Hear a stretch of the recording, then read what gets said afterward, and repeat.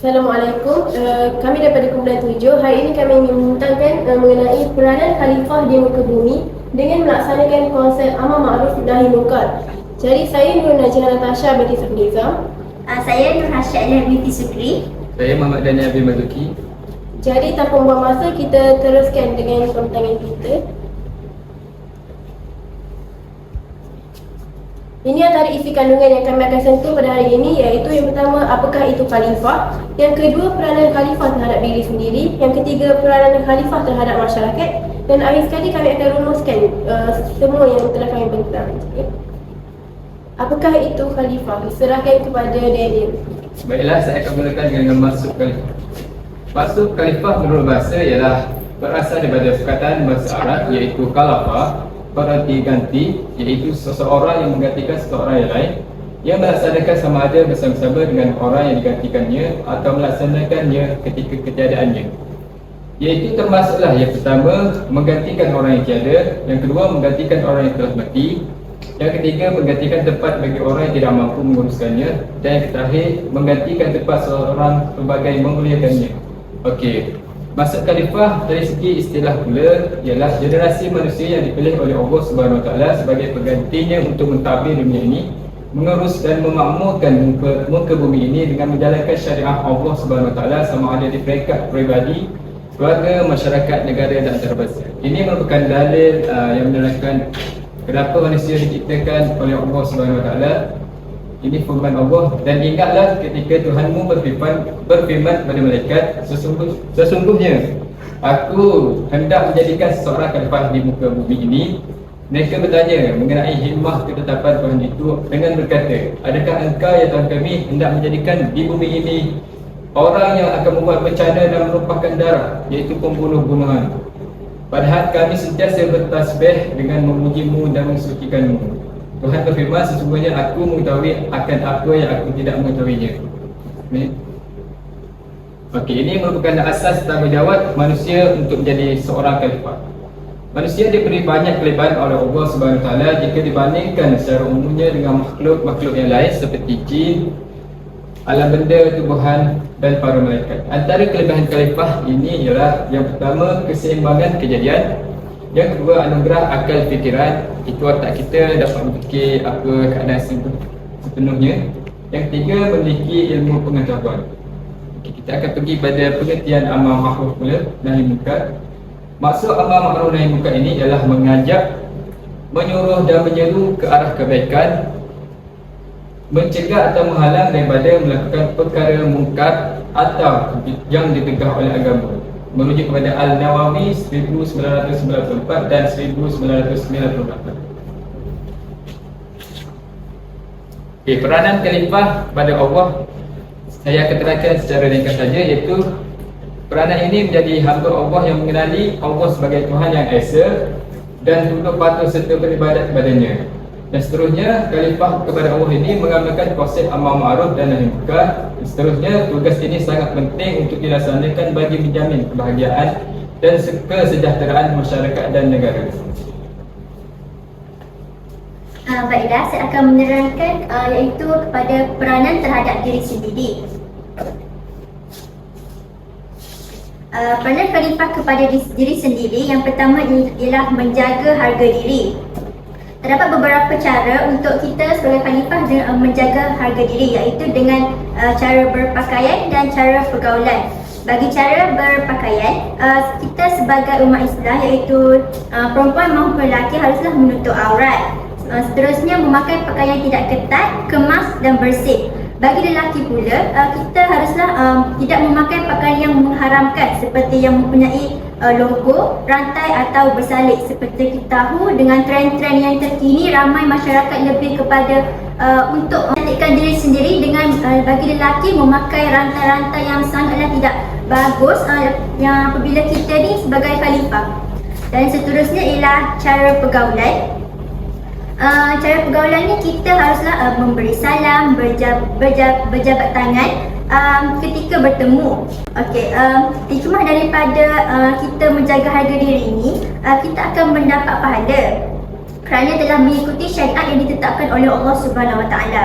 Seterusnya kita akan disayangi dan disanjungi oleh rakan-rakan dan masyarakat kerana kita telah memberikan kata-kata dan serta memberi salam yang menunjukkan ciri-ciri khalifah yang bagus. Baiklah, seterusnya kita akan pergi kepada reda akan ketentuan Allah Subhanahu Wa Taala. Yang antara dalil yang telah saya cari bagi reda akan ketentuan Allah Subhanahu Wa Taala. Yang bererti dan adalah ketetapan Allah itu sesuatu ketetapan yang pasti berlaku. Antara cara untuk kita reda akan ketentuan Allah Subhanahu Wa Taala ialah dengan menerima segala hukum dan peraturan Allah Subhanahu Wa Taala.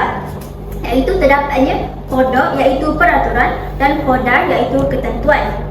Terdapat dua contoh yang terdapatnya qada dan qadar, iaitu yang pertama terdapatnya nikmat yang memberi kesenangan kepada manusia, dan yang seterusnya ialah musibah dalam pelbagai bentuk. Dekat sini ni, nikmat yang memberi kesenangan kepada manusia ni iaitu Allah telah memberikan kesenangan kepada mereka. Contohnya seseorang itu telah mendapatkan rumah yang besar yang telah diberikan Allah Subhanahu Wa Taala sebagai ganjaran. Yang seterusnya ialah musibah dalam pelbagai bentuk. Contohnya seseorang itu akan contohnya mengalami kemalangan jalan raya yang menyebabkan mereka harus reda akan musibah yang ditimpa walaupun musibah itu ialah sangat buruk.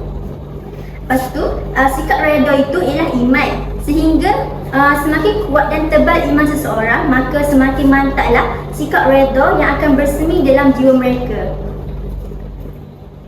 Baiklah, peranan khalifah kepada diri sendiri yang ketiga iaitu mengelakkan diri daripada melakukan perkara yang tidak baik.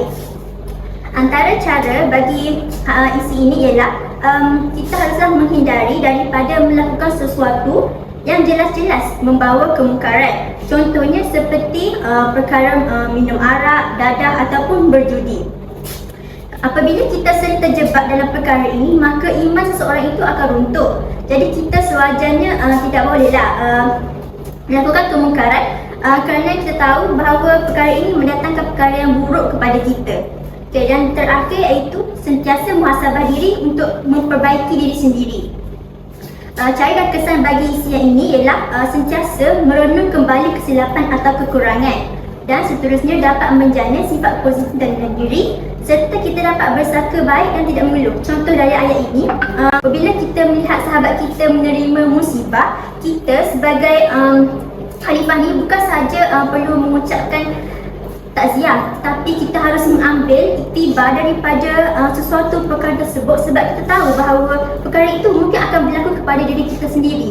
Jadi perkara ini kita haruslah sentiasa muhasabah diri agar kita dapat memperbaiki diri ke arah yang lebih baik. Baiklah, saya akan teruskan dengan peranan khalifah terhadap masyarakat.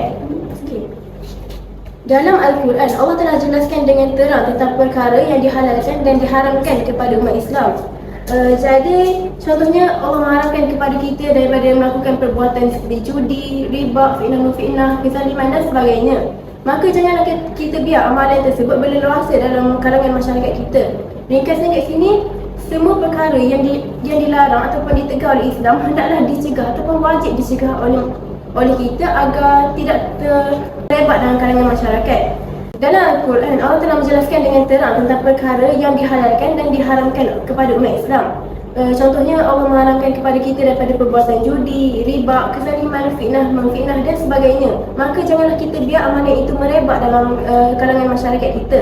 Ringkasnya kat sini, semua perbuatan yang ditegah dalam Islam hendaklah wajib kita cegah agar tidak merebak dalam kalangan masyarakat.